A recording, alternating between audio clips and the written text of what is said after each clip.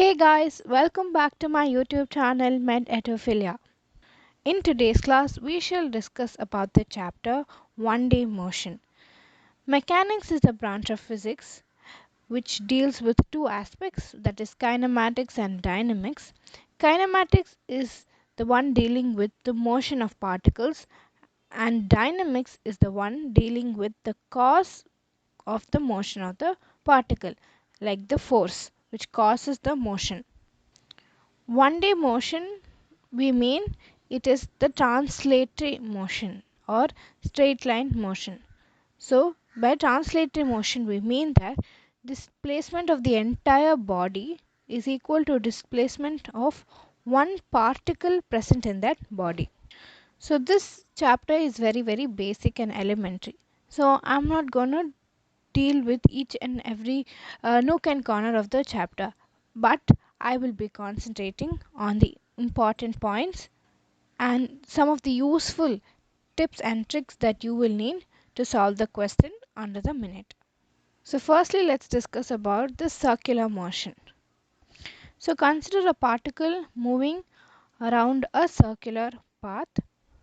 So in the course of motion, the distance covered is nothing but the arc length, which is equal to r theta, where theta is the angle subtended at the center of the circular path, whereas displacement is equal to 2r sine theta by 2. So this is the circular path. Say for example, the particle is moving from point A to point B, 2 points in the circular path, and the angle subtended by these 2 points at the center is theta. So this path along the circumference gives us the distance, which is the arc length, and the straight line distance connecting the initial and final positions gives us the displacement. So displacement is 2 times the radius into sine theta by 2, half of the angle subtended by the arc at the center. So this is something you should know. So the next concept is regarding the regular hexagonal path. So there is an example based on this in your NCERT as well. Sorry, not an example, the exercise question in your NCERT. So a regular hexagon is a polygon with 6 sides, as we all know, in equal sides, say of length A, and each of this exterior angle is 60. So since the exterior angle is 60, obviously each of the interior angle has to be 120 degrees. Say for example, a body is traveling from vertex A to vertex C. So let's complete the triangle. So the other two angles will be 30 degrees each. So what is the distance AC? It will be root 3a. You can find this using basic trigonometric principles by drawing a perpendicular and then finding it out. But I prefer remembering it because this is a star example also present in your NCERT. So there's a high chance of getting this question. So next, if the particle, say for example, it moves from vertex A to B to C and finally reaches D. So what is the displacement? It's nothing but 2a. So what should you know here? The displacement between 2 points which have one vertex between them is root 3a, and which has two vertices between them is nothing but 2a. So having this simple thing in your mind, problem solving will become extremely easy. So tell me, let's do it step by step. Say for example, it goes. So tell me, for a particle going from A to B, what is the distance? It is the side length A, and displacement is also the same because it's going in the same direction without changing its direction even once in the course of its journey. So in such cases, distance will be equal to displacement. So next, from A to B to C, what is the distance? So it travels along two of its sides. So A plus A, 2A. So what is the displacement? There is one vertex between the initial and final point, so displacement is root 3a. Simple. So next is going from A to B to C to D. What is the distance? 3a, and displacement is 2a. Why? Because there is two vertices between them. So next it is going from A to B to C to D and finally reaches E. So it's covering four sides. It's traveling along four sides. So distance is 4a and displacement is again root 3a because there is only one vertex between the initial and final points. Next case, traveling from A to B to C to D to E and finally reaches F. What is the distance? 5a and the displacement is a. Displacement is nothing but the shortest distance between the initial and final points. Okay. Next, it travels the entire path and it's coming back to the same point A. So the distance is 6a because there is 6 sides in a regular hexagonal path, and the displacement is 0 because it's coming back to its original position. So this might seem very simple. So let me give you a question as to how far you have understood the concept. So find the distance and the displacement. S is the displacement and D is the distance at the 11th turn. So tell me, come on, quick. Distance is 11a because it's the 11th turn and displacement is a. Okay. Now tell me, ninth turn. Distance is 9a and displacement is 2a. So the first concept in motion in 1D is distance and displacement, and I hope you people would have been clear by now. Next concept is about speed and velocity. So here also let's look at few important cases that will help you solve problems quickly. Okay. First case, the usual one, in which a particle is traveling a distance s1 in time t1, s2 in time t2, s3 in time t3 and so on. So what is the average speed? It's total distance by total time. That's the formula for average speed. So it's s1 plus s2 plus s3 plus so on by t1 plus t2 plus t3 plus so on. The usual case where the average speed is equal to total distance traveled by total time. Second case, they have given you the velocity, that is for time. They haven't given you the time. Okay, they have told you that it travels a distance s1 with velocity v1 and a distance s2 with velocity v2 and the next distance s3 with velocity v3. So how will you find the average speed from this? Same concept, total distance by total time. Time is nothing but distance by speed, isn't it? So you can write t1 as s1 plus v1 and t2 as s2 plus v2. So the same concept, average speed is total distance by total time. So third case, in which they have given you the velocity and the time and they haven't given you the distance.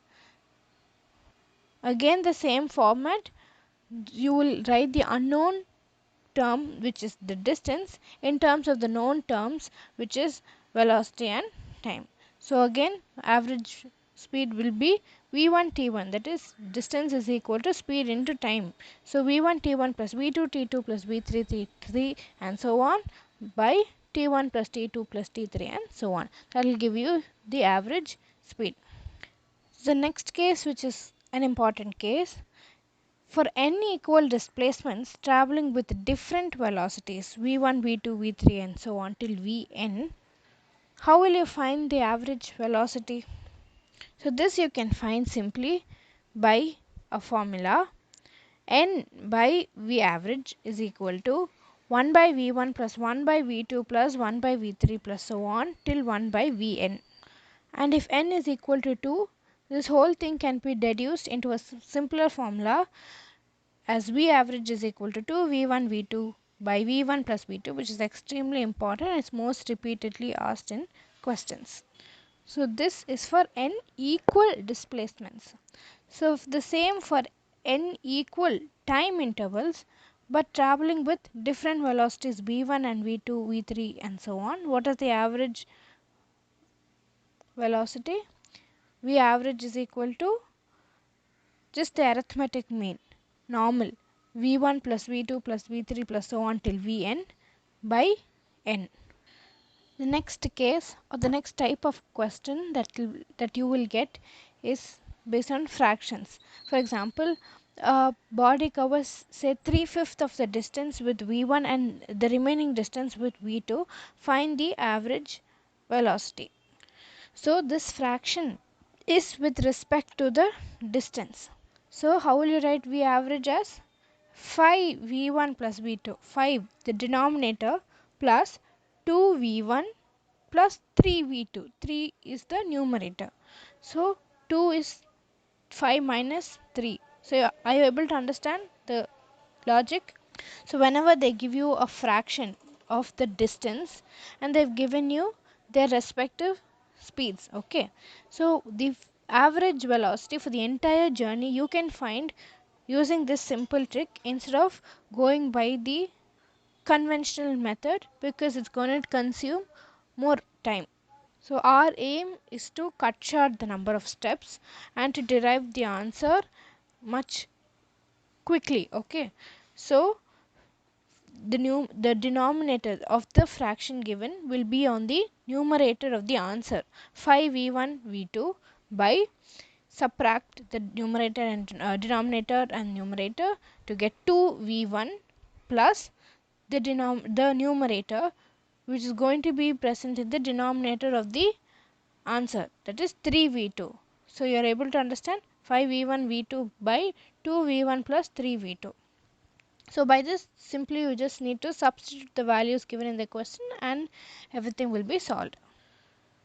Now let's move on to the next type of question that will be asked, which was mostly graph based. So x is the position, okay, so this is basically a position versus time graph. So the question is, the position varies according to the equation x is equal to t cube plus t square minus t plus 4. Find the average velocity and average speed in the following time intervals. So first between 0 to 2 seconds. So first the position at 0th second is 0, okay, and at 2 seconds from the graph you find that it has covered 10 meters. So what is the formula for average velocity? It's the total displacement by total time. So 10 minus 0 by 2 minus 0, which is 10 by 2, 5 meter per second. Okay. So how will you find average speed? Once again from the graph we find that from the time 0 to 2 it has covered a distance of 10 meters. So total distance is 10 by total time 2, which is again 5 meter per second. Next, from 0 to 4 seconds. So from 0 to 2 it is covering 10 meters, and from 2 to 4 seconds we find that the particle is at rest, that is its position is not changing with respect to the time. So the total displacement is 10, because the initial point, that is at 0 second, there's no displacement, so 0, and the final displacement is also 0, is 10, okay. So the the final and initial if you compare, so it is 10 minus 0 by 4 minus 0, which will give you 2.5 meter per second. Similarly, average speed also is 10 by 4, which is 2.5 meter per second. Now let's find for 0 to 6 seconds. Average displacement, initial is 0, final is 20. So 20 minus 0 by 6 minus 0, which gives you 3.3 meter per second. Similarly, average speed, again it's covering 20 meters in the course of 0 to 6 seconds. Okay, so the total distance is 20 by total time 6, again is 3.3 meter per second. So note, between 2 to 4 seconds there is no change in position with respect to time. So the particle is said to be at rest. Now for 0 to 8 seconds, if you see, the average velocity, initial displacement 0, final is 10. Why? Because from 0 to 2 it's covering 10 meters, then from 2 to 4 it is at rest, then from 4 to 6 seconds it covers a further 10 meters, and again from 6 to 8 seconds it comes back to the original position. So ultimately it has totally displaced by only 10 meters from its original position at the 0th second. Understood?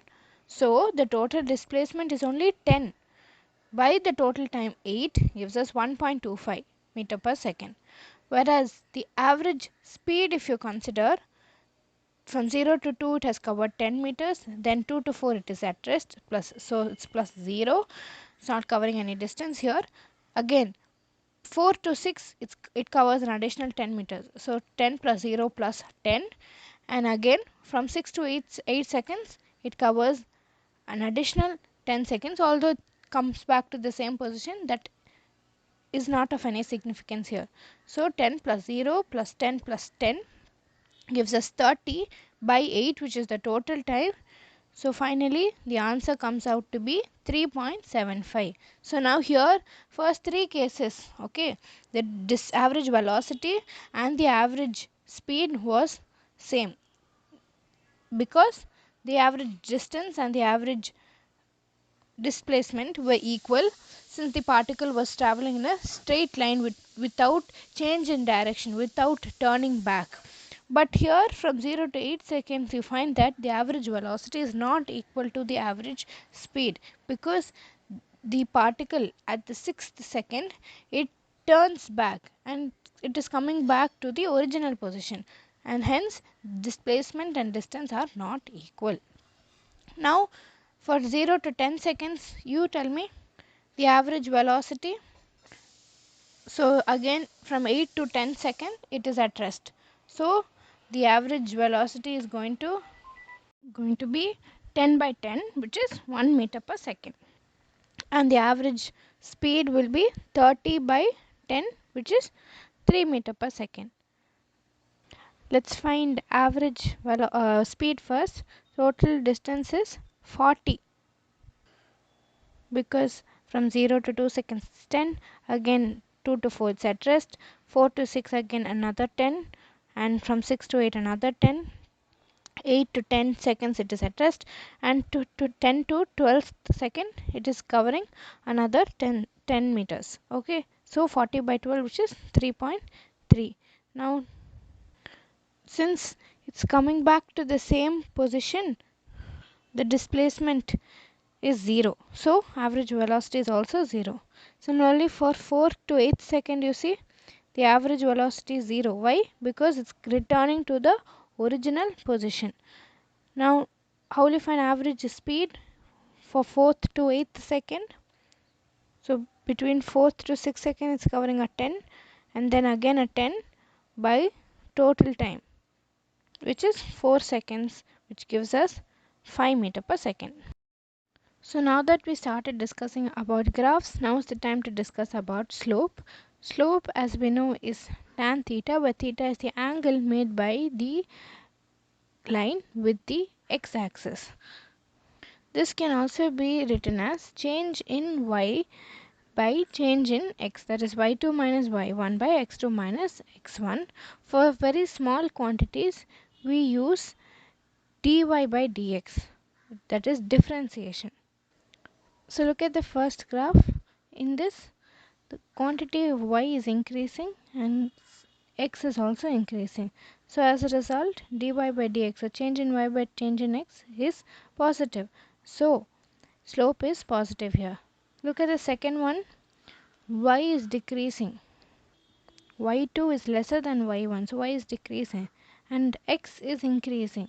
So slope is negative over here. Slope is negative. Now look at this graph. This is for two particles A and B. They are parallel lines, as you see for this position time graph. So This means that A and B have the same velocities. Why? Since A and B are parallel lines, the slopes are equal. And we know slope of position time graph gives us the velocity. So hence A and B are traveling with the same velocity. So an important point you should remember here is that slope of distance time graph can never be negative. Why? Because distance is always positive, whereas displacement can be negative, positive, or even zero. So that's the underlying concept here. Now let's look at other kinds of graph which include parabola. So this kind of parabola which is symmetric about the positive x-axis has the equation y square is equal to 4ax. So y square is proportional to x or y is proportional to root x. Similarly, look at this graph in which the graph is symmetric about the positive y-axis. In such cases, x square is equal to 4ay. That's the equation of this graph. So, x square is proportional to y. So, are you able to get the logic as to how we are writing the equation? I told you in the first graph that it's symmetric about x-axis, positive x-axis. So, the right hand side has 4ax in it and the left hand side has y square. Similarly, for the second graph it is symmetric about y axis, so we had 4ay in the RHS and the remaining term is x square other than what is used in the RHS. So now tell me, if the graph is symmetric about negative x-axis, it is going to be minus 4ax in the RHS and the leftover term y, so it will be y square is equal to minus 4ax. In this case, y square is proportional to minus x. Next type of graph is in which the graph is symmetric about the negative y-axis. So it is minus 4ay which is equal to x square. X square is equal to minus 4ay. So x square is directly proportional to negative of y. The next type of graph you should know is for the equation y is equal to ax plus bx square, okay, which is a downward curve, okay, when there is a plus in between. Similarly, when there is y is equal to x minus bx square, there is a downward curve. So if it's x plus bx square, the curve is upward. It's an upward curve. It faces upward. When there is a negative sign, the curve is going to face downward. Just like an inverted bowl. Okay, you can remember it that way. So this is particularly useful in projectile motion. Next type of graph you should know is about the ellipse, which has the standard equation of x square by a square plus y square by b square is equal to 1. So this is a typical ellipse which has two focal points S1 and S2, and the distance from the origin to S1 or S2 is AE.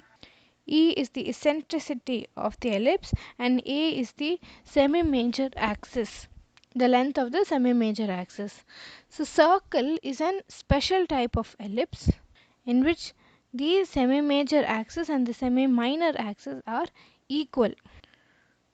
So thus circle has an equation x square plus y square is equal to r square, that is the radius square. So what is the perimeter of an ellipse? It is pi into a plus b. Area of the ellipse is pi ab. For circle we know perimeter is 2 pi r. So instead of 2r we replace it as a and b, because in a circle a and b are equal, so it becomes 2 pi r. Similarly, area is pi r square for a circle, so r square we replace it as a and b to get that for an ellipse. So what's the application of an ellipse in physics? We find this in SHM, that is an oscillation. This equation you would have come across.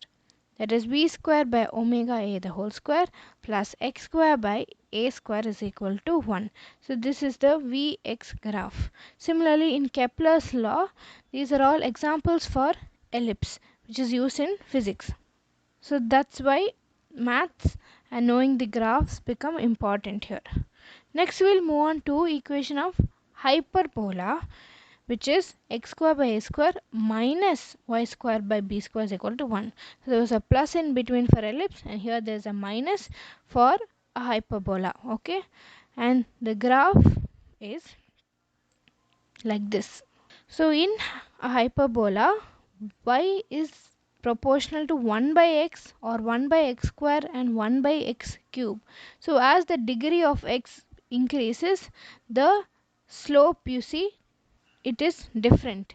So the graph approaches more towards the x-axis as degree of x increases. So the graph for 1 by x, 1 by x square and 1 by x cube is this. You can see the graphs slowly approaching the x-axis as the degree increases. So let's see how does the graph of parabola looks like for increasing degrees. So here it's the opposite. So as the degree of x increases, okay, the power of x increases, the graph approaches more towards the y-axis. As you can see, for x square, x cube, x power 4, the closeness of x power 4 towards the y-axis is much more compared to that of x cube and x square. So why is this happening? It was because there was an inverse variation in hyperbola, because y was proportional to 1 by x. Here in parabola, y is proportional to x square, x cube. It's directly proportional here. This was some of the basic things that you need to know about graphs while dealing with graphs. Understanding the slope and understanding the nature of the curve is important. Now let's move on to the next set of important things, that is questions based on differentiation. So by now all of you must have been familiar with the concept of differentiation. So I will directly go upon solving questions. So the first question goes like, position of a particle changes with time as x is equal to t cube minus 2t square plus 4t plus 1. Find velocity and acceleration at time is equal to 2 seconds. So what is velocity? Change in displacement by change in time. So whenever they give you a variable function like this, we need to use differentiation. So v is nothing but dx by dt. So differentiate this given equation, we get 3t square minus 2 into 2t plus 4, which gives us 3 into 4 minus 4 into 2 plus 4, which is 8 meter per second. So now we have got the differential, that is function equation for velocity. From this we can find out the acceleration by further differentiating velocity. So velocity is dx by dt and acceleration is dv by dt. So differentiate this, what do we get? 6t minus 4, which is again 8 meter per second square. So this was simple. I was starting it with a very simple question. So next question. There are two bodies A and B which move along the positive x-axis as xa is equal to, so they have given you the position of A and B as a function of time. So xa is equal to at plus bt square and xb is equal to pt square minus qt. Find the time at which A and B move with same velocity. So here's the hint given. The velocities of A and B are becoming equal at some point of time and we are required to find that time. So equate, simply differentiate functions given to find the time. So on differentiating, A plus 2B is equal to 2P minus Q. So solve this. Yeah, so what do we get? A plus Q is equal to 2T minus P, into P minus B. So we get T as A plus Q by 2 into P minus B. So the time at which both the velocities are equal is A plus Q by 2 into p minus b. So this question is a previous year question. So was this question difficult? Not at all. So you just have to know what is velocity, that is dx by dt, and what is acceleration, which is dv by dt. So there is another important relation you need to know between acceleration and position. Okay, so acceleration is equal to v dv by dx. So this happens when mostly velocity is given as a position of its as a function of its position, okay, and not as a function of time. So in such cases this formula is very handy, so remember this is important. So let's solve a question based on this note point I have given you. If velocity is equal to root over 180 minus 7x, find the acceleration. So whenever velocity is given as a function of position and not as time, we have to use this above formula I just told you.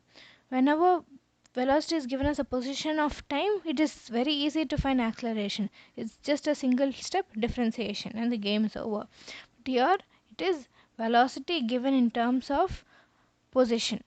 Okay, so whenever there is a root, always try to remove the root by squaring on both sides. So we get v square is equal to 180 minus 7x.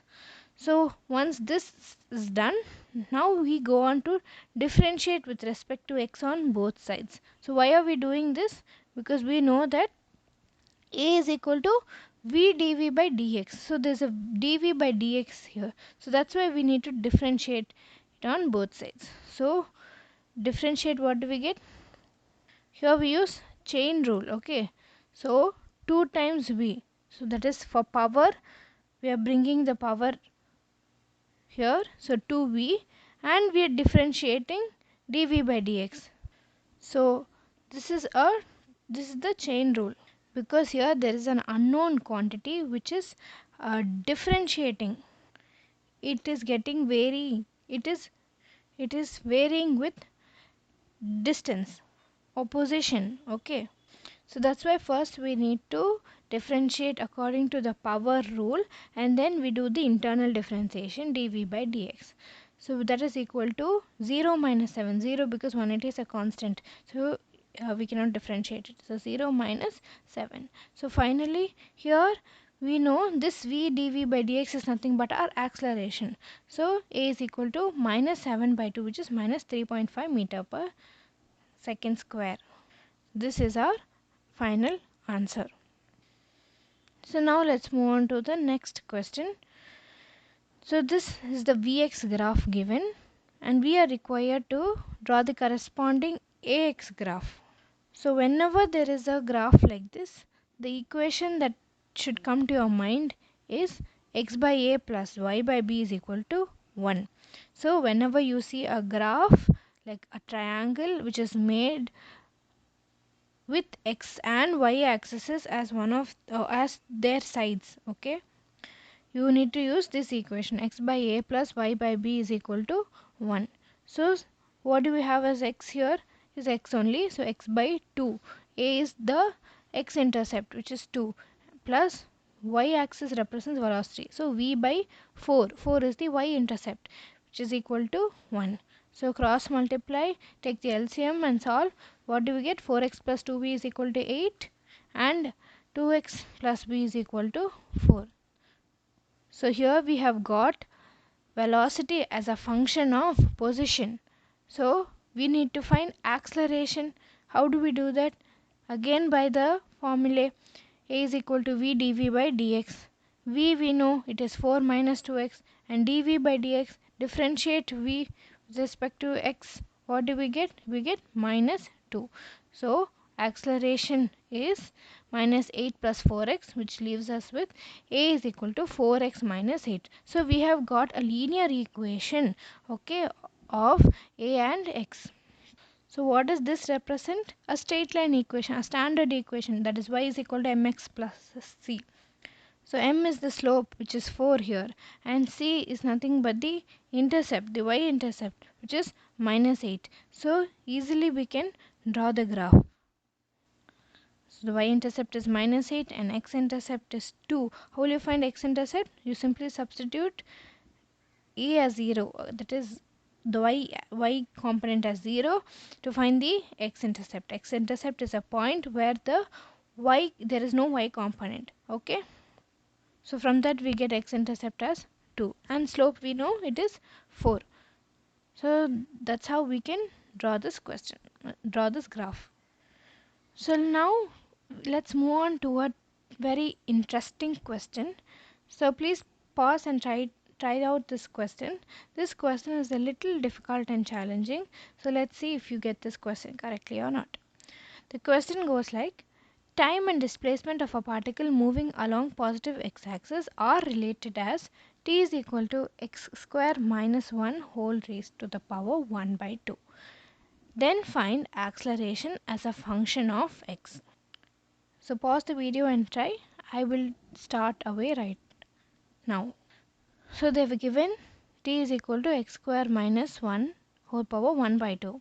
So squaring on both sides, I told you whenever there's a root, better square it and then proceed. So we get t square is equal to x square minus 1. So writing it in terms of x square, so x square is equal to t square plus 1. So we have got an equation as a relation between x and t. What do we need? We need acceleration as a function of x. So we can differentiate both the sides with respect to t. So this will become 2x into dx by dt. I told you this is chain rule, okay, is equal to 2t plus 0. So dx by dt we know it is nothing but velocity. So this gives us x into v is equal to t. So this is the first equation that we are getting.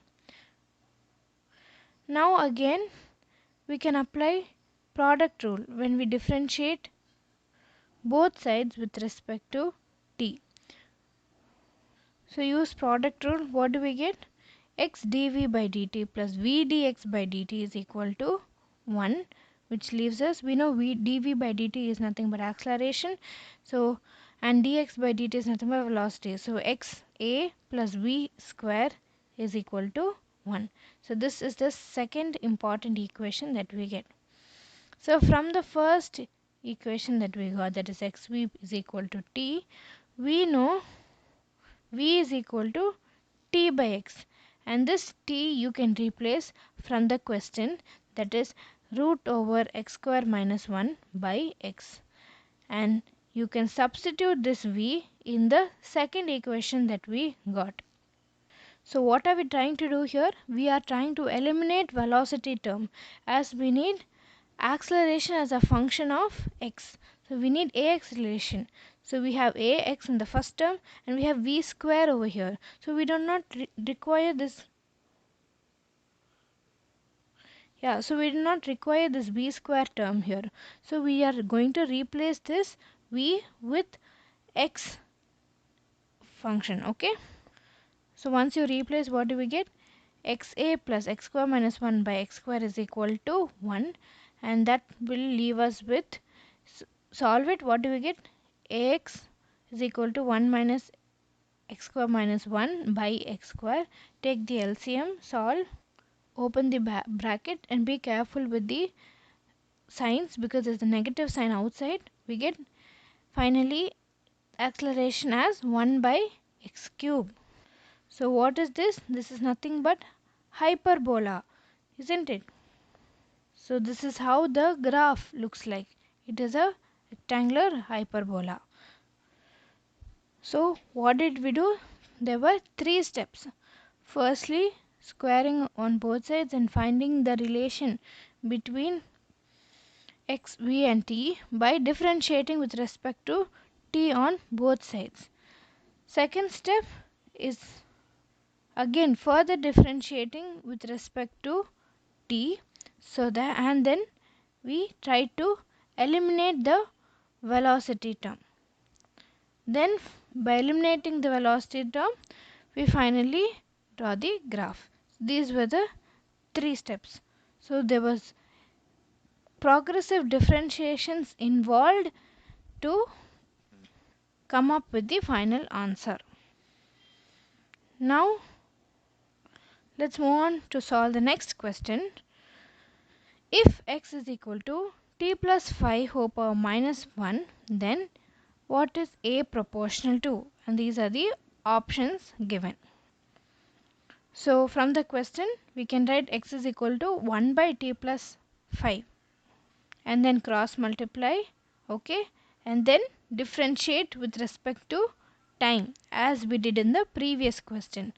So here there is an xt plus 5x is equal to 1. So xt, here we have to use the product rule of differentiation. So t times dx by dt plus x times dt by dt plus 5 dx by dt is equal to 0. 1 is a constant, so it is 0. Differentiation is 0. So dx by dt is nothing but v, dt by dt is nothing but 1, and dx by dt again it is v. So what do we get? tv plus x plus 5v is equal to 0. X plus v into, instead of this, what are we doing? We are taking v as common. So t plus 5. So instead of t plus 5, what can we write in the next step? From the question, t plus 5 is nothing but 1 by x. So x plus v into 1 by x is equal to 0. X is equal to minus v by x. So v is equal to minus x square. So read the question again. What do we have to find? We have to find the relation between a and either x or v from the options. So we know a is equal to v dv by dx. So now we are left with the relation between v and x, that is v is equal to minus x square. So from this we can find dv by dx. dv by dx is minus 2x. So what is a? A is equal to v dv by dx. v is minus x square, dv by dx is minus 2x. That will leave us with a is equal to 2x cube. So now look at the options. Does it have 2x cube in the options? No. So you can eliminate option B and option C straight away. So this means we are required to find the relation between acceleration and velocity. So we already know the relation between v and x. So simply replace here. From v is equal to minus x square, we know that v is proportional to x square, or v is proportional to, that is x is proportional to root v. So simply replace this in this equation. A is equal to 2x cube. What do we get? A is 2 times root v the whole cube, which leaves us with 2v. A is equal to 2v. 2v whole power 3 by 2. So what is our final answer? It's option A. A is proportional to v whole power 3 by 2. So according to me, the last two questions were pretty good models of questions that you can practice on differentiation. So for more questions, stay tuned. Until then, bye bye.